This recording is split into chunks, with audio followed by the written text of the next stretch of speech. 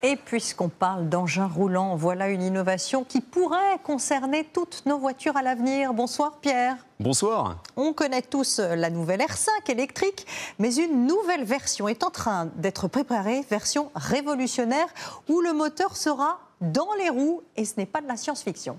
Cette future voiture utilisera en fait une technologie qui existe déjà dans notre quotidien. Regardez les trottinettes électriques par exemple, ou encore les monoroues. Et la plupart des scooters électriques aussi, les roues à l'arrière intègrent déjà un moteur. Mais pour une voiture de grande série, ce serait une grande première.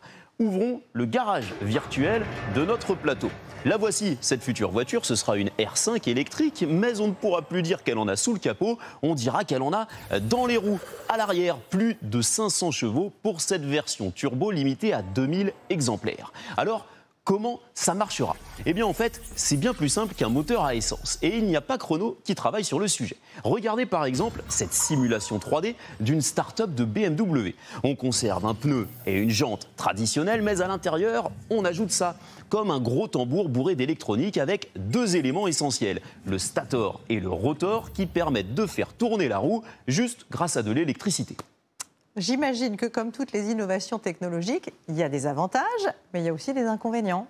Par rapport à un moteur essence, le nombre de pièces est facilement divisé par 10. Et par rapport à un moteur électrique classique situé à l'avant, eh bien là, on gagne du poids. Moins 20% environ sur la balance, c'est très important car le poids, c'est l'ennemi de l'autonomie des voitures électriques. Leurs batteries sont lourdes, donc plus on allège la voiture, plus l'autonomie augmente. L'autre avantage des moteurs dans les roues, c'est que ça libère de la place à l'intérieur. Et puis il y aura deux coffres, un à l'avant, un à l'arrière et plus d'espace dans l'habitacle pour les passagers. Mais bien sûr, il y a aussi des inconvénients. Regardez, notre studio se transforme à nouveau et cette fois, c'est une route pleine de nids de poules, avec des moteurs dans les roues. Eh bien, les voitures ont des roues plus lourdes. Et regardez, ça peut faire très mal au dos. Les ingénieurs vont donc renforcer les suspensions. Et puis, il faut aussi beaucoup plus protéger ce moteur exposé aux projections de gravier et aux intempéries. Mais le principal problème, c'est surtout le prix. Cette technologie est gourmande en cuivre et en aimant, des matériaux chers très convoités.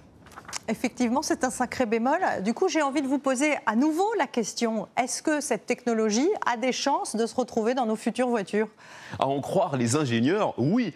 En tout cas, ils n'ont pas réinventé la roue. Regardez cette ancienne voiture. C'est une Porsche de l'année 1900, déjà équipée pour l'époque de moteurs dans les roues à l'avant, des moteurs électriques. Mais à l'époque, les contraintes techniques n'ont pas permis de développer cette innovation. Aujourd'hui, grâce à la miniaturisation, eh bien, de nombreuses marques planchent à nouveau sur le sujet 130 ans plus tard. Merci beaucoup pour cette démonstration.